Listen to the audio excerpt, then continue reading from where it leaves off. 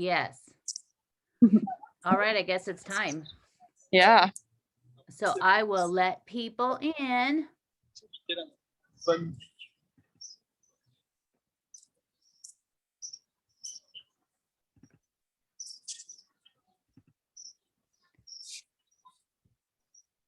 Good morning, everybody. Look at how gorgeous it is in Paris today. Oh, hey, Cheryl. It is so pretty today in Paris, and it is Mother's Day there. Kate and I were just talking about all the Mother's Days are like England's is in March, and they're all different. That's good. I guess maybe if you like are an English/French/American mother, you get it 3 times. Who knows how many other places they have it and what the dates are. And so, of course, make sure that you guys have her, you have Kate French up there, Kate French pinned to your screen. You guys know the deal. And we are around the beautiful Parc Monceau today. It is such a pretty day. They've gotten past all that rain, thankfully. And I think the East Coast of the US, I think you guys are getting a lot of rain, but for once in a million years, Portland is actually sunny, and it's supposed to be like 90 degrees, I think, in the next 2 days. It's never like this for Memorial Day. It's always raining. So we're pretty happy about that, even though I'm just tied to my laptop right now trying to get a bunch of things done. But it's pretty to look out the window. So I think we only have maybe there's a couple people that weren't going to be able to attend live with us. But thank you for joining us today. So I'm so happy it's nice and sunny. And so, of course, we're at the Parc Monceau, and I hope everybody's been here before. And if you haven't, hopefully after this, you will go. It is such a beautiful park. We are we're actually not that far from the Arc de Triomphe, but it feels like when you're there, it literally feels like a million miles away because it is, I think you could see it there at the end of the street. I think this is the gate. Yeah. It's there at the very end of the street. But it does, even though you're so close, it really does feel like you are quite a long ways away from all of that craziness that is the Champs-Élysées and the Étoile around the Arc de Triomphe. So, of course, one of the most beautiful things about this park is the amazing gates. And if you got my newsletter this week and you read the story about the gentleman that designed the benches, which some of his benches are in this park, he also did these gates. Gabriel Davout was, he had worked under Haussmann, of course, and as they were going through Paris and changing everything and making these grand avenues that always had some, large vista with some amazing building at the end. He did a lot of work when they redid part of this park, which the park goes back a lot farther, but we'll get to that. But he also did these gates, and these gates are, I think the first time I went there, I literally was just in awe of them. They're so gorgeous, all of that. But anything you slap that gold on there, I love it. It's so, the Second Empire under Mr. Napoleon III. And then, of course, Napoleon, they, as much as they wanted to pull away from the Bourbon dynasty that was Louis XIV and all of those, and going back to Henry IV, they at the same time loved to cover everything in gold. So they adapted a lot of the Louis XIV style that they had. So they have all this gold on these, on the fence. We are very close. I was thinking maybe we could try to do it, but it's a little bit farther, and we're very close to the building that Bartoli had created, was building the Statue of Liberty. And it is inside, there is a replica of the Statue of Liberty, much smaller, of course. But there is one inside, and now it's like a clinic, like a doctor's clinic, but more around like beauty and everything. So we are on Avenue Van Dyke. The streets around here that lead into the garden are all named for different artists. So we'll have some of those. We'll see another one on the other side. But this building, this was another one. As soon as I was in awe of the gate, then I saw this building, and this gorgeous, gorgeous building that's right up against this more modern one. So let's look away from there. Look at that. Oh, so gorgeous. I hope Carrie's on here snapping her screenshots. That is just so gorgeous. Lovely, Kate. But this building was built in 1867. It was by architect Henri Perron. He also designed the Musée Jacquemart-André. And we will talk more about that tomorrow on the podcast, because the episode is about Nelly Jacquemart. So that's a little sneak peek for you. But he designed this beautiful mansion.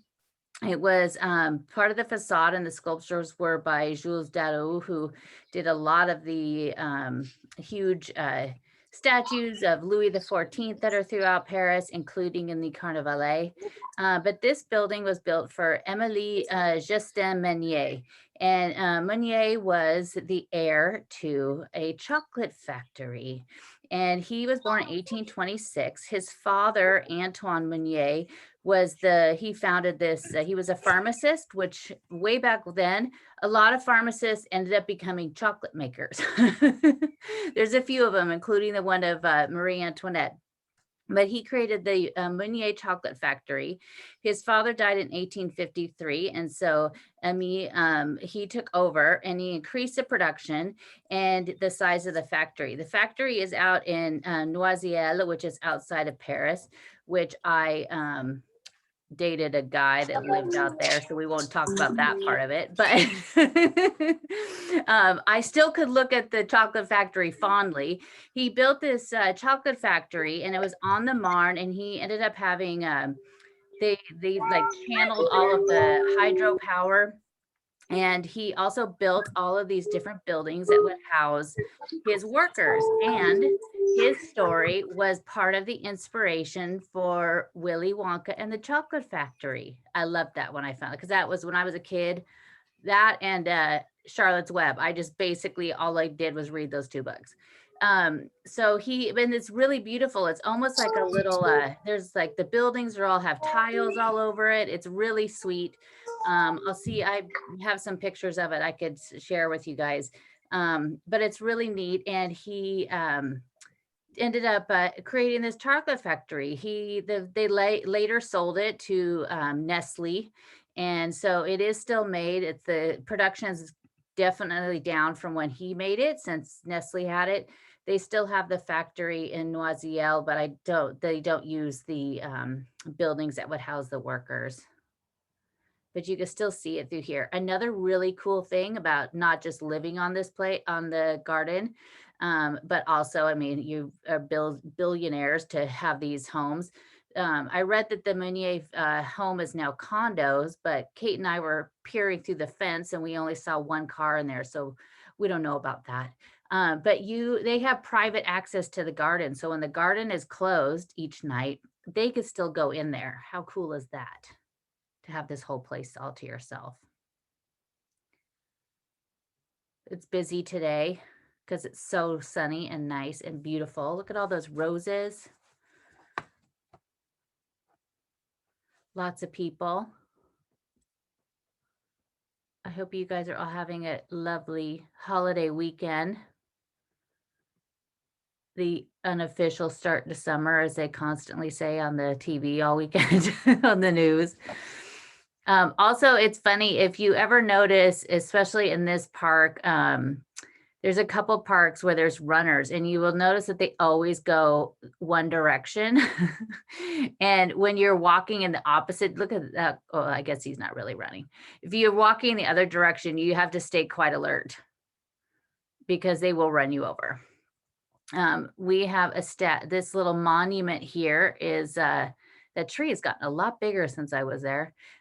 This monument is to Chopin, of course. It's Chopin on the piano with his muse, and it was done by Jacques Froment-Mercier. And of course, he has his muse there. There's another, we won't have George Sand here as a statue like we did in the Luxembourg, but two of her lovers are here. Both of them, like if you listen to that episode, and I'll put the link in the show notes for this today to the episode. She had quite the, I don't know, it's kind of one of those things like maybe if all the people you dated were crazy, maybe it's actually you. Because she had very strange, crazy relationships. And of course, Chopin is probably the most talked about or one that people know. But the other gentleman that is here is definitely that story is a little bit crazier. Um, look at that, it's so gorgeous. But he's here, of course, Chopin. We have seen lots of him. We saw the Madeleine when he was his funeral was. I think when I am there in 79 days, not that I counting every moment, we'll have to go to Père Lachaise and some of the other uh, cemeteries. I would love to do with Kate, but I think if just trying to say, and then you go down this path because it is so difficult to go through there, you could easily get lost. And I have no idea if I could explain what is in my head of where to go. There is also a few 470 days. Oh, Carol, that's too long. Change it. I actually already changed my ticket because it was supposed to be 12 days later and I started thinking about it and I called and changed it. Since there's no change fees, it's fantastic. This area right now looks like it's covered with kids, but if you come in here early in the morning on like a Saturday or Sunday and you're walking around, it's always they're doing little workout classes in there.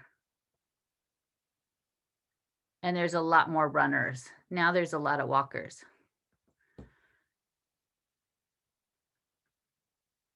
I think the runners like to come early when not everybody is here.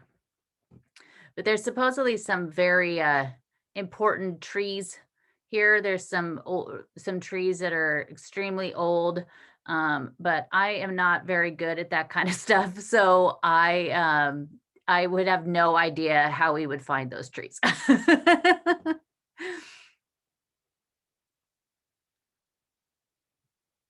And then there's a something else we're hopefully going to be able to find. Kate also said that apparently some little toadstool sculptures have popped up here. I tried to see if I could find anything about them online, but I couldn't. So we'll see those along the way. That little green fountain we see that we'll see along the way for was done by Wallace. That's one of the Wallace fountains that he did the other ones that we all know and love with the caryatides, but he also did those as well.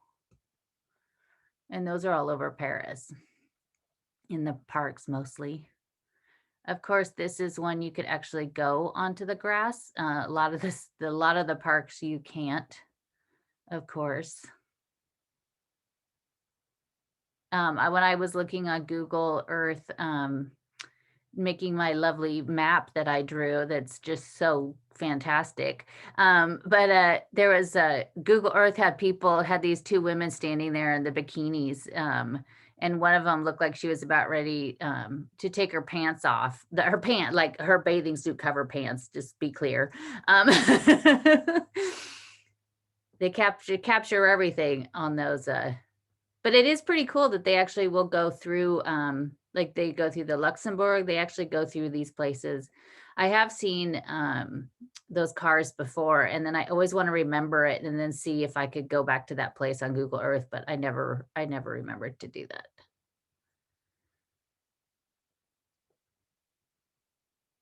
Everything's so green and lovely. And so we're coming up here. This is this beautiful rotunda. It was installed in 1787, and it was known as the Pavillon des Chartres, and it was by Claude Nicolas Ledoux. And this was built as part of the Farmers General Wall to collect tax. And there was a whole bunch of these all over the Paris. Only a few.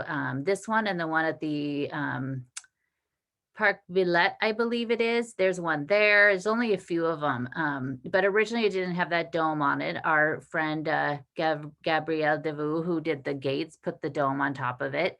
But it was all, the upper part was actually built so that the Duke who created this park, which I'll tell that story in a minute. He actually had that created. So he had a little apartment up there to overlook his gardens.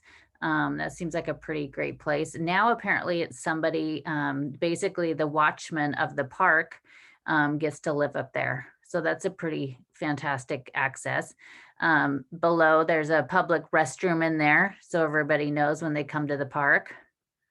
I had a friend that's a flight attendant, and she was going into Paris in the last month or two, and she said was the worst part, is finding a bathroom in Paris because all the cafes were closed. And I was like, oh, I didn't think about that. So she was having to use those ones on the street, which I've always been terrified to use. The ones that, you have to get out and they close the door. And then, if you're not smart, you'll get doused with cleaning water. I've never used those. I just would get afraid that something's going to start spraying. But it was interesting. I was like, oh, that is true. But I bet this one was a busy place. But this whole park itself goes back to Louis-Philippe d'Orléans. He also had many other names. He was the Duke of Chartres. He also was Philippe Égalité, and he was a Prince of the Blood. And he was born in 1747, and he was a descendant of Louis XIV and Madame de Montespan, who was one of his mistresses. All of her children were legitimized. We did a podcast episode about her. She was also the one that was involved with the affair of the poisons. And she had supposedly been poisoning Louis XIV for like 15 years so he would fall in love with her. That's an interesting and somewhat gruesome episode of the podcast that we did. But he ended up, he was a cousin of Louis XVI, and he actually voted for his death. And so he, which is going to come back and bite him, but he had originally inherited the Palais Royal from his father. And when he did that, shops and cafes were added, and it also became kind of the den of all sorts of naughty things that were going on at the time. Because it was a princely abode, the police couldn't come in there. So all sorts of illicit behavior was going on. But he ended up having this property. This was, of course, outside of Paris. And he wanted this garden to be created. Originally, it was 50 acres. It was huge at the time. And he wanted a beautiful, first it was very French, and then it changed. We'll tell that in a second. But this, of course, this is I love this part of the park. This is the Colonnade, and the Colonnade is from our friend Catherine de Medici. She wanted a burial place for the Valois branch of the French monarchy built at the Basilique Saint-Denis, which is where all the kings of France are buried, most of them. She wanted this beautiful, like it's a very own pavilion. It was going to be built right next to the Basilique. And so in 1586, the construction began on it. But 3 years later, she died and construction stopped. And so it basically had gone up to the second level of this rotunda that was being created. The tomb of Henry had been placed in the center of it, and there was all of these little, there's actually like little drawings of what it was supposed to look like inside and outside around it. And this was basically the colonnade that surrounded the building. And so it stopped at the second level. Construction just ceased. It stayed that way until 1621, when under Henry III actually went ahead and put a temporary roof on top of it to kind of protect it. The tomb of Henry II and now Catherine had been moved inside. You could see that there, which is it's immense. It's really amazing. This was demolished in 1719, but the colonnade was saved. And the Duke of Chartres, he actually brought it back and had it brought to his garden and put here. This whole place was just, it was French at first. the whole garden was. And so this was installed. It was around that pond was what they called a nomashi. It was an ancient Roman basin that would hold little mock naval combats, which is interesting. I guess, when you are very rich and in the, and royal, you could have little things like this. In the garden in the center was once an obelisk, but that has long been gone. And they have that beautiful weeping willow tree, which looks a lot like the one in my backyard that's not supposed to be weeping, but since we had a huge ice storm months ago in February, a bunch of the branches are broken. It looks a little bit like this when it's not supposed to.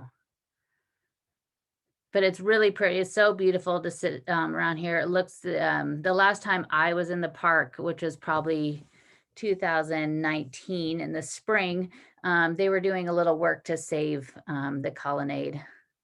But it just is so beautiful. The park is definitely not French now. French landscaping is, very geometrical, and everything is very, straight lines and the way things are very thought out.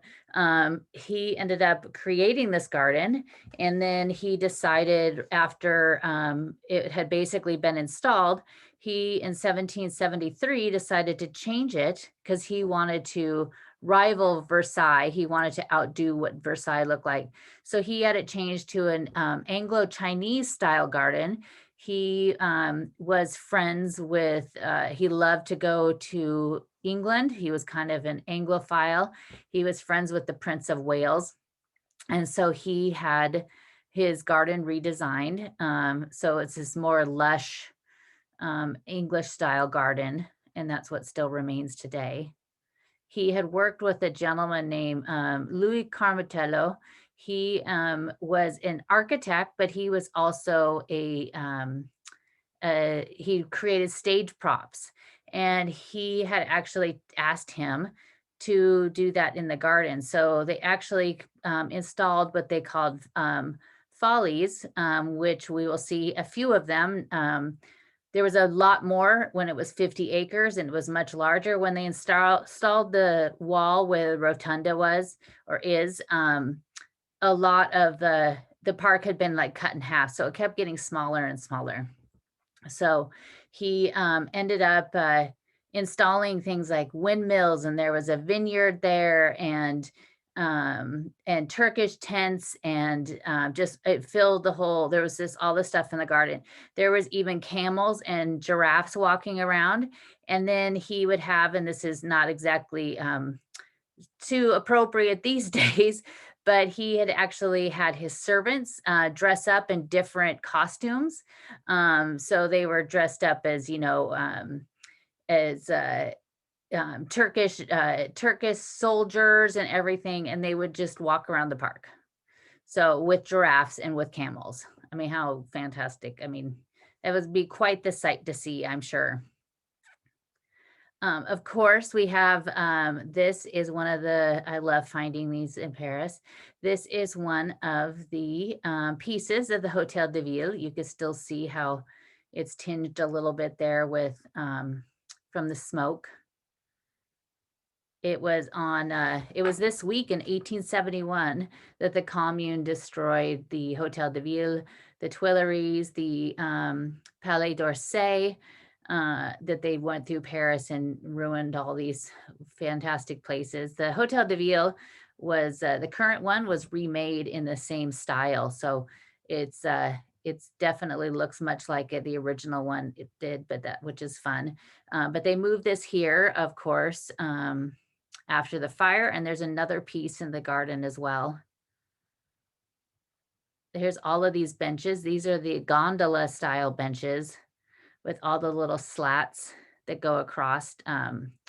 Just has that beautiful rolling look to it. The other benches, the famous bench that he did, the straight board benches that have the iron bases on them with the seal of Paris, if you got my newsletter. And then I posted some pictures the other day that they had, there was one of them in this auction that was occurring in Paris that was selling like street signs and all of this amazing stuff.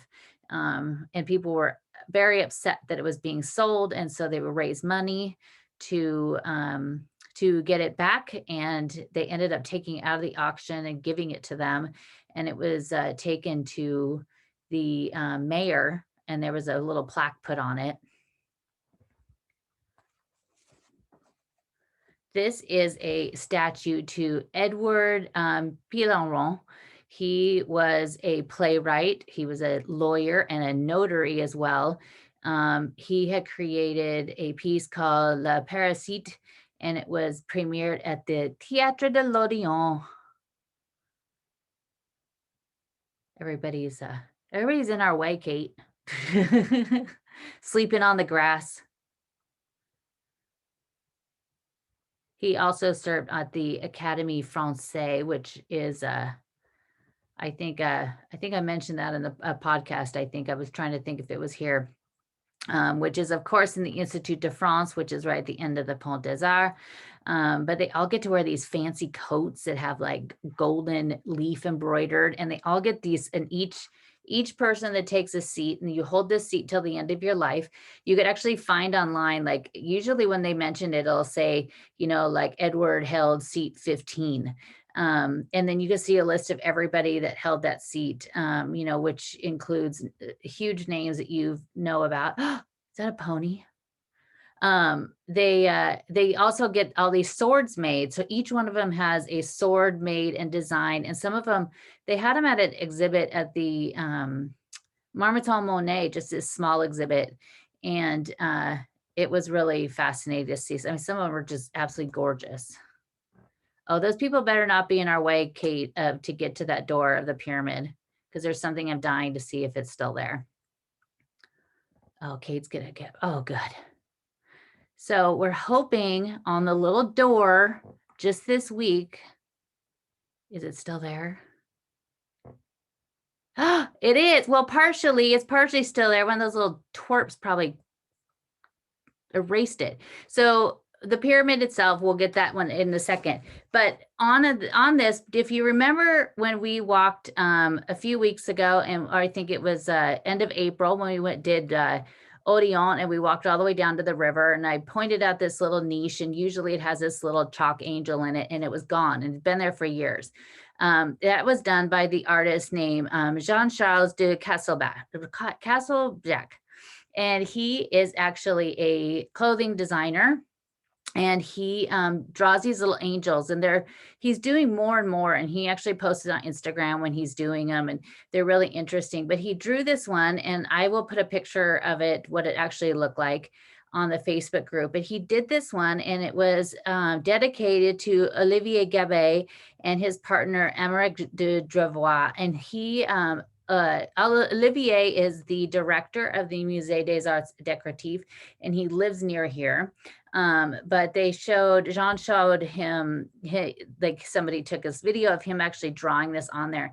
He draws these all over the city, and usually they're like angels or just like little cherubs. And you see in the right, you just see the bottom of an X or a cross mark.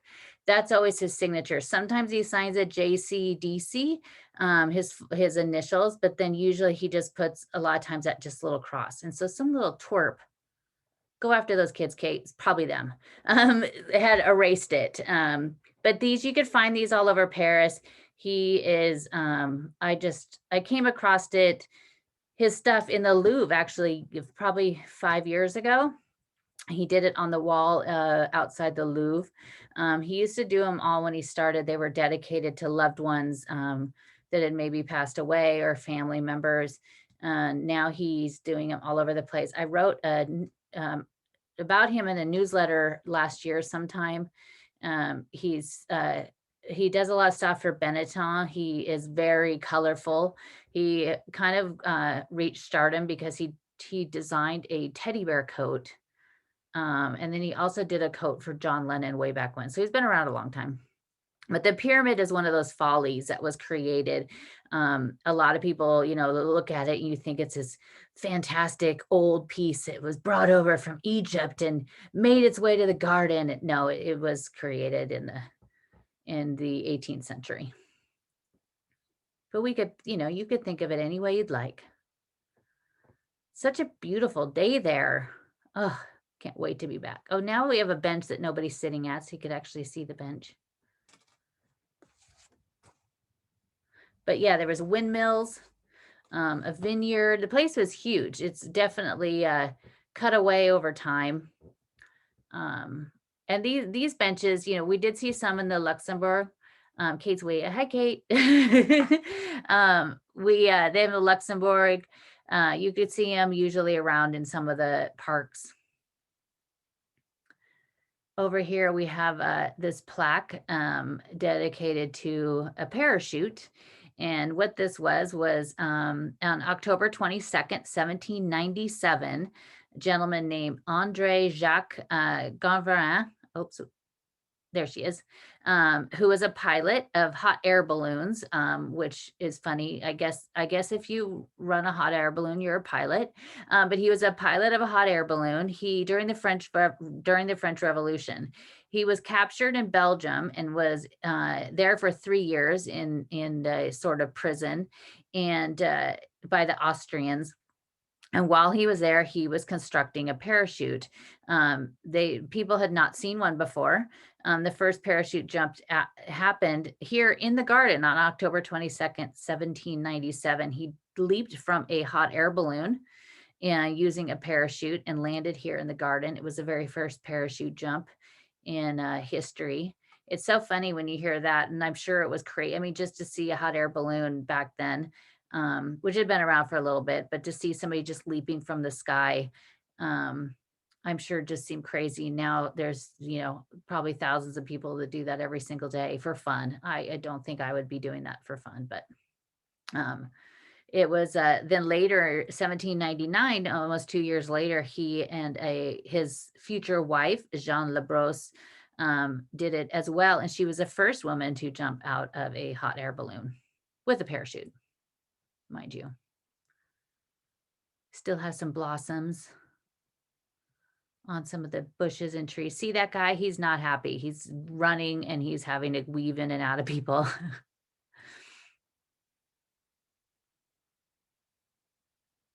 Such a nice day. I think we passed, there's a Japanese lantern that we passed a while back after the parachute that was installed in 1986, and it was dedicated to the friendship between Tokyo and Paris. And then, of course, we have something from this is from the Palais des Tuileries that also got burnt down. So you have some little columns here. But you can see the difference between this park and the Jardin de Luxembourg, both beautiful. But this grass that's longer right here, you would never see in the Luxembourg. They would just not be having that. Everything is so meticulously trimmed and cleaned. And around the houses around here, it was basically created much later when you think of Paris, because this was outside of Paris. It ended up, a lot of these were owned by the Rothschilds, the Commando, which is, we're going to, when we leave the park, we're going to walk down to where that museum is. And if you haven't been to that museum, you must go. I think I'm going to do a whole podcast episode about that museum and the story of that family, but I won't spoil it. We'll wait till we get out to that church or out to that house. But much with the garden, as a little bit later on, our friend, the Duc de Char, he ended up, he voted again. He voted for killing his cousin, voted for his death. And then he also himself sadly met the same demise. He ended up being in prison. He was convicted of treason.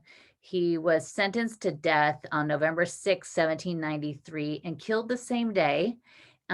He was less than a month after Marie Antoinette. He was met his match at the guillotine, chopped off his head. So I don't think it was a good idea. I think he thought that if he voted for his cousin's death, then it would save him. But it's not exactly how it worked back then. The property itself ended up eventually going during the revolution, it went to the state, so the government had it, and it basically just kind of fell into disrepair. They didn't take care of it. I mean, it was already, just becoming more and more overgrown. The structures on it were just completely fallen. Look at how cute little ladies dancing. They're so adorable. It just kind of was starting to fall apart. Afterwards, it fell back into the hands of some of his descendants in 1802. He was also the father of King Louis-Philippe. So eventually, they would take the throne, somebody in his family. Is that that guy was funny. But it ended up going back to the family. They ended up they sold it 10 years later. And in the mid 19th century, of course, as Haussmann was redesigning Paris, they cut away even more of what was left of the garden. And they reduced it down to below 20 acres.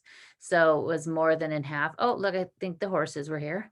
And it was created. They ended up at that point recreating some of the things that had been lost. It definitely shrunk down in size. The Pierre brothers had purchased a lot of the property around it and kind of made this very fancy subdivision. There's little ponies that go through the park, and I just love it. I had a Shetland pony. It's a very, very big form of contention between my mother and I, even to this day. When that pony I had has been long gone for a very long time. We won't get into that, but it was a Shetland pony. And the first time I was here and I saw those, if there was one that was like calico in color, I'd probably just hop on it and start crying. But it is, they're so cute. You see them in the Luxembourg too. But they're so sweet. I wonder if they'd let me ride one. I don't think so. Usually they're just for little children. This is one of the other statues that's dedicated to the men of Georges Sand. This is the statue of André Menier. He was a writer. He was definitely known, or Alfred Mosé. He was known as a poet and a novelist. He ended up getting involved with Georges Sand, and he had these bouts of basically he'd kind of go crazy. He'd get really depressed. He would have hallucinations, and they were involved in a relationship. He moved in with her on the Quai Malaquais, which is down right by the Pont des Arts. And he ended up going to Venice with her. And then he kind of went a little crazy, and she had a doctor come to see him. And then she ended up starting an affair with the doctor. And Alfred was a little upset about that and went back to Paris and was going to leave her. And so they separated, and then she came back with the doctor, and then the doctor left her to go back to his wife. And then she went back, she and Alfred got back together, and then it was on again and off again for years until they finally called it quits. But it's funny that the two statues of these two men are not that far apart in the garden. Chopin, actually, her time with the Chopin was actually quite short. The way it's kind of retold now, you would think it was this huge, 20-year love affair. But it actually was kind of short. In the end, she kind of just took care, there wasn't really anything romantic there. She was kind of just helping him when he was sick later in life. That's the pony line, I think. Let's get on the ponies, Kate.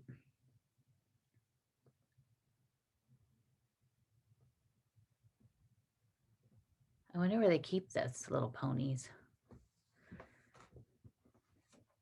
But Haussmann, of course, had his Gabriel Devaux, who was, he did a lot of other things. He did the Fountain of Saint-Michel. He did just so many things in Paris. You'd be actually surprised at the very long list. And so I was going to share some of those in my future newsletters, because it's actually, I mean, he's the one that helped he was the one who saved the Lita for the back of the the fountain, Medici, sorry. Oh, those are the toadstools. Very cute. This is this little, they just call it it's just I think it's supposed to be more like a grotto, but it's just kind of a big rock that kind of is here in the middle of the garden.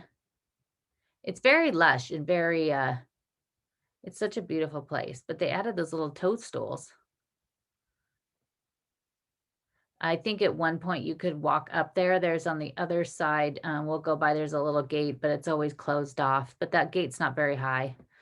I wonder if the people that live around it, if they, when they go in at night, they just go like hang out up there,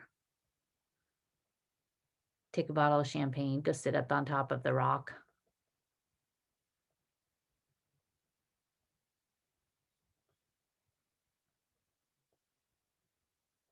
It's just those irises.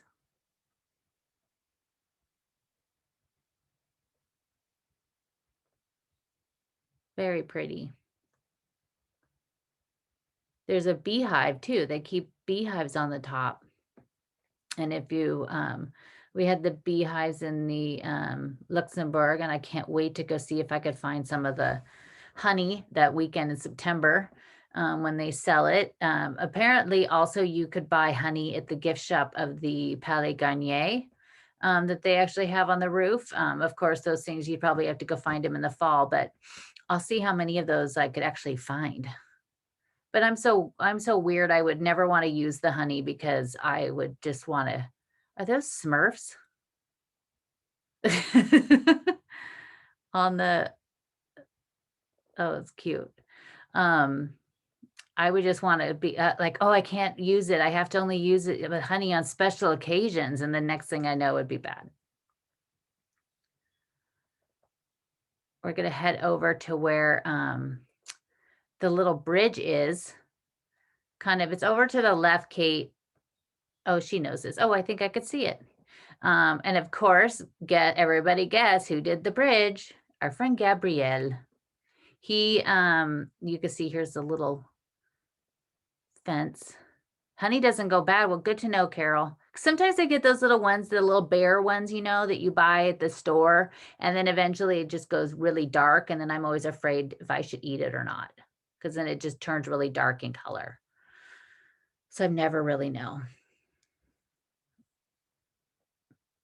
This is the statue that back there you could kind of see is a monument to Charles Gounod. He was a French composer. So most of the people here in the park that have statues were basically about writers or composers involved with music. But the little bridge itself, it actually replaced a bridge that had been there long ago. It was actually more of a Chinese style bridge. Gabrielle had changed it and put this one in there, which is basically modeled after the Rialto Bridge in Venice. It had I don't know if I've seen, it's supposed to have like there was a little waterfall at one point. I don't think there still is. It's very sweet. If you come here early in the mornings, like after it opens, a couple times I've seen people walk through after they've gotten married and they've done little photos up here. It's very cute. It's very sweet. Of course, there's always photos.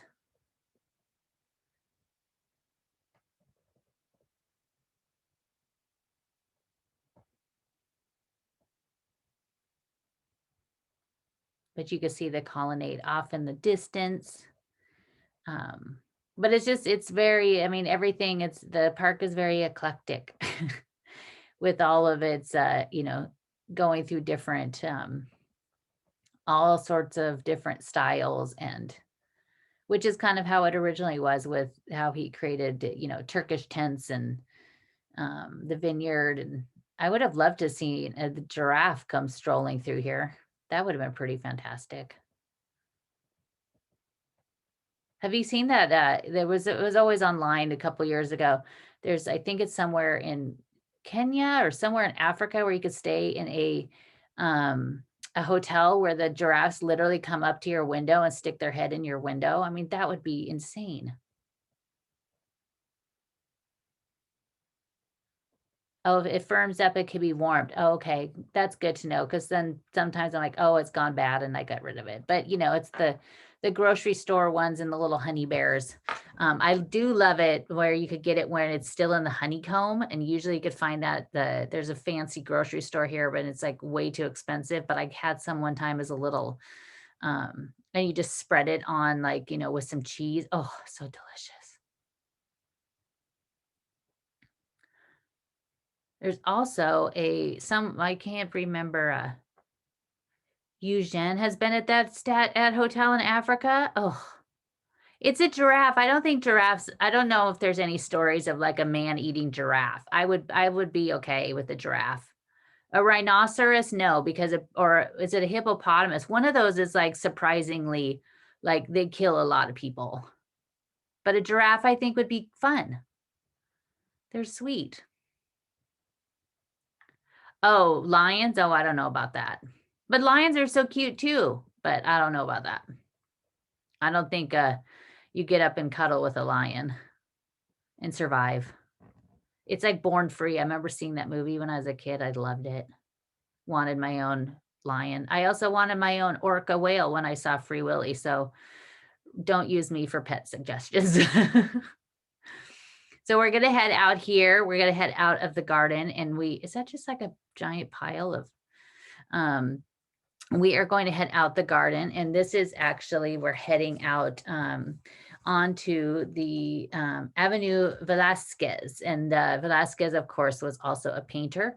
I'm reading this fantastic book right now about Manet, and he was obsessed with Velasquez, and even went down to Spain um, to uh, to see his all of his paintings. This right here is a one of the two museums that's here around the park. This is the Musée Carnegie. I think he's Italian, so I'm sure I'm saying it completely wrong. But this is one of the few of the oldest museums in Paris. And it is, as you can see, it's dedicated to Asian art. It was a house that was built for Henry Carnegie. He was born in 1821 in Milan. He came to Paris and was working in banking until Napoleon III had him deported for going against the coup d'etat. He returned after Napoleon was out of power, and helped establish the Banque de France. So definitely, as soon as you hear that, that's a lot of money. He ended up had this house built in 1873. He decided to donate his collection and his house to the city of Paris with the intent that they set it up as a museum. When he died in 1896.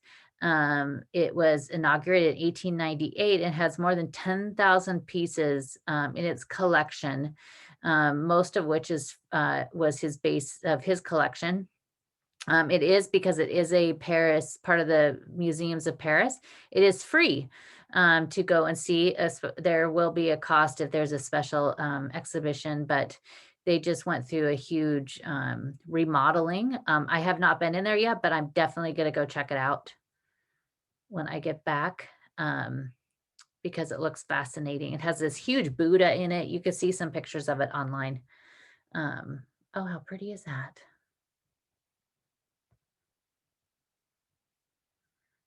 The house that was right next to it that we walked past was built for Alfred Chaucheur. He created the Louvre department store, which when you leave the Richelieu wing, if you're walking towards Palais Royal, there's a huge building to the right. That was the Louvre department store. Sadly, there's only one business in it still. I saw this story a year or two ago about this woman that she will not leave it. She still has her store there.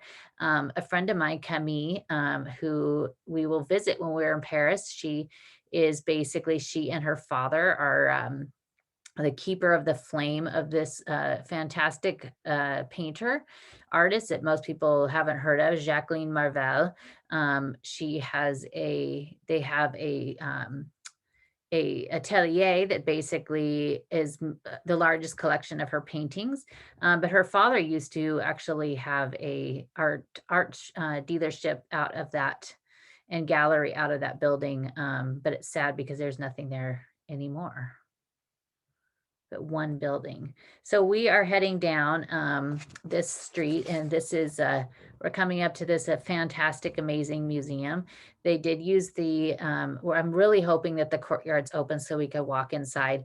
They did use it for that fantastic Netflix show, Lupin, which is coming back for its second part of the first season, I guess you would call it, in a couple weeks.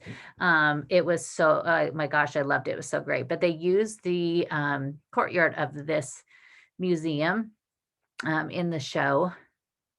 And it was, it had belonged to a man named Moise de Camando. He inherited this location, this property from his parents here at the edge of the Parc Monceau. And he had it demolished except for the outside part here. So the outside, there's a really, when we walk out of it, above the door has a, oh, is it open? Oh, it's not open. I was hoping we'd get inside to see the courtyard. Maybe knock on it. Is it open? No, darn it. But above the door, it has a little inscription. This is the only part of it that he saved. He was kind of obsessed with anything from the 18th century. He was obsessed with Versailles, anything that was of like the Louis XIV to Louis XVI dynasties. And so he ended up wanting something built that was basically based on the Petit Trianon out at Versailles. He had architect René Sargent design this in 1912. The house that is here. He was originally born in Turkey, and he was part of a very wealthy banking family that they ended up coming to Paris. He loved art and was a very huge collector of art. And at one point when he decided he changed over to wanting everything from the 18th century, he basically sold off a bunch of his stuff and started acquiring everything else. He had, when the museum or when his house was being designed, he was so like, he was involved in every single tiny thing, to like every bit of the railing that's inside, and it's gorgeous inside.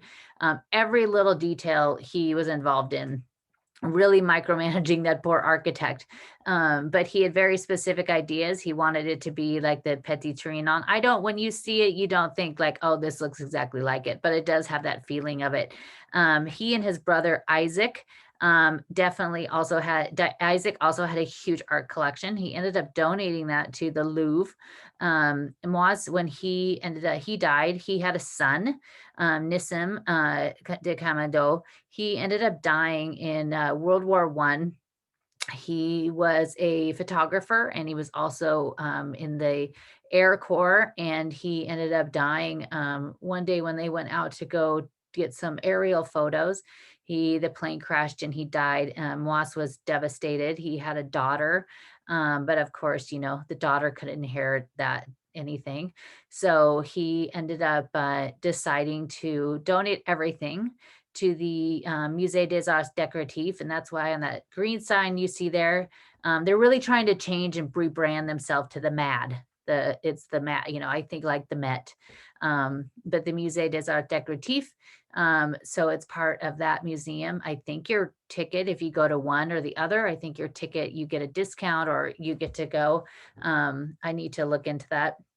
But he donated everything with like the most minute specific instructions, to the point of, this is the potted tree that goes in this spot outside in the courtyard. It must be watered at this time. Just like the tiniest details. The inside of it had to be left completely unchanged, including like the photo of his son where it was on a dresser. So it's really fascinating because when you go in there, you get to basically walk into their life. Nelly Jacquemart did that as well. Not quite as anal as Moss in her details, but everything had to stay the same. So when you go to the Musée Jacquemart André, which is not far from here, or in the Colonnade, you could do them on the same day. You literally are really stepping into their life. You're going right into, this is how they lived. This is how this room looked. And it's really fascinating to see that, instead of it being, overly curated and, designed of what those trained professionals think that it should be. But it's really, he died in 1935, Commodore did, November 14th, and everything was left. His daughter sadly was killed in the war along with her children and her husband. They were Jewish, and so they were sent off. She almost made it to the end of the war. She was actually killed a few months before the war, before one of the camps was liberated, which is horrific. And so everything in the house, I read this amazing book. We'll have to do it for the book club, but it was a really great book about the Camandos, the Rothschilds, and basically their collections and what happened with their collections. Most of them donated them to the museums in the cities, different cities, and their homes as well. And it was really fascinating. There was so much more about Beatrice, his daughter, and her mother. Was married. His wife left him and wanted a divorce. She was kind of a nasty woman. She actually survived the war. She didn't really have a lot to do with Beatrice, with her children. And then after the war, after Beatrice and her children were killed by the Nazis, she ended up, there was these paintings, a painting by Renoir, that he did two paintings, one of her mother, but she never owned it. Beatrice had it, and another painting, and she went after to get them back, stating that, her daughter wanted her to have this, and, that they were so close and all this. And then she got it and sold it to a Nazi collaborator. So it was very interesting. It was a fantastic book. I finished it in a few days. It was really great. And there was another book that Ron and Debbie mentioned about the letters. This gentleman wrote a book, The Letters of to Camando, where he's basically used, archives to reconstruct these letters. I have not read that one. I don't do very well with historic fiction. I wanted to be like, it actually be the story. There's too many times with historic fiction. The Paris Wife is one of a big one, where people then take everything that's in that book as this is gospel and this is how it happened, but it's not historic fiction. It's based on that. But as soon as I come across things and it's something is like very blatantly incorrect, then I just really can't read the book anymore.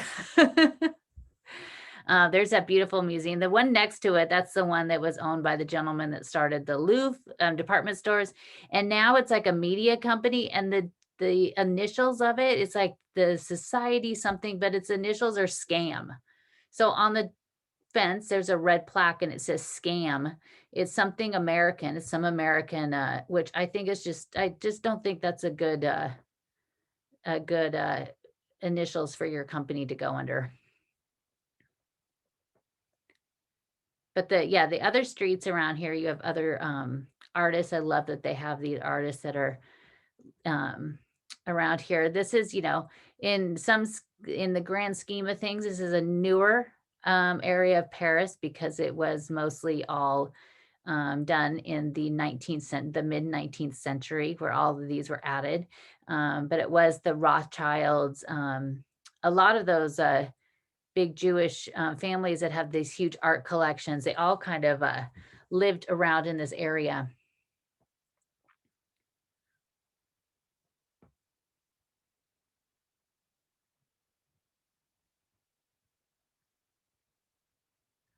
So pretty. Have you guys been here? Have you guys been to this park before? Hey, maybe that's where they keep the ponies. No. I hope you guys have have you gone here before? No.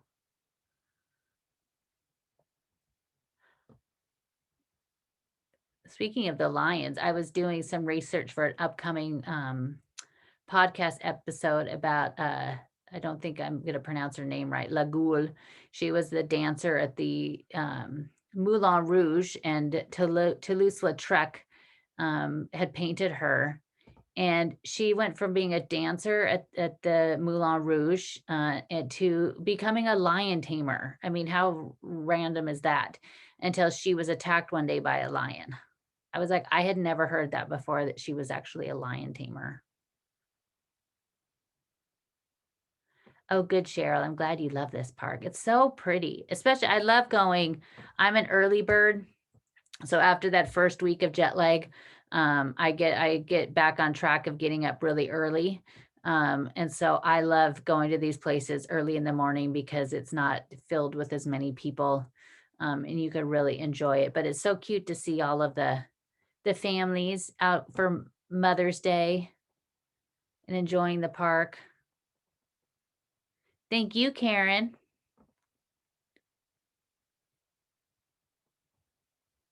Since we have your lovely daughter there.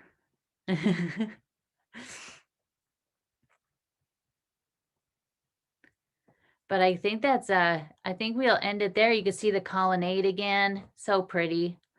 It was funny. It wasn't really until the last couple years. This used to every time you'd find anything about this colonnade, it never mentioned that where it was, that it was actually from Catherine de Medici, and it was from the Basilique. It would always say it was something else, and then it was interesting to see it finally kind of changed over. I love those irises. They're so pretty. I know we were just talking about that, but I think hopefully you'll come in September, Kate, to see Kate, Karen, and then I'll get to see you too. Since I'll be there. I can't wait. For 2.5 months. I literally almost want to start packing. I still have a ways to go, but I'm already thinking about all the things I need to make sure I have. You ever notice how you never find washcloths in Paris? They don't have washcloths. So I always buy a few on Amazon where you get those cheap ones. Then I take them with me. These are things you have to think about. No washcloths. Thank you, Cheryl. And so next weekend, guys, we're going to go back over to Saint-Germain. There is a there's an outdoor art fair walk they're doing. I need to look into more information about today. The Parcours Saint-Germain. So from the original picture I saw, they have they did something out at Place de Furstenberg, which is where the Delacroix Museum is. So I'm going to do so, but it's definitely will show you a bunch of other parts of Saint-Germain. I think down more towards like down. Hopefully we'll have to see where the art is, but I want to do like around the École des Beaux-Arts, and we could go hopefully to where Serge Gainsbourg lived, which they are turning that into a museum, which is what his daughter wanted for a long time. That's finally supposedly happening this year. But the outside of where he lived is always amazing. Has this huge mural and graffiti and stuff, but it's always dedicated to him. It's really, I love going to see what it looks like each time. So I'm hoping that's where we are definitely going to go Saint-Germain. We'll see where the art is set up and see some more of that. And then the next week, I think we're going to go, now that the Louvre is back open. We not going to go inside the Louvre, but we did that walk so long ago, but we didn't get to actually walk into the courtyard. And there's so many amazing things on the outside the Louvre between the Cour Napoleon and the Cour de Carré. So we got to go see that. And then Saint-Germain-l'Auxerrois, that church across the way, which is really amazing inside. So that's the next 2 weeks. I can't wait. So thank you so much, everybody. And thank you, Kate. Kate, you should go back and take a selfie with some of the irises with your cute mask. God, that's such a good idea. modeling inside the garden. Yeah, matching. Yeah, you're matching. Take one there, be really lazy. There you go. But thank you so much, Kate, sitting on the gondola bench. Waiting for you. I know. Soon. soon.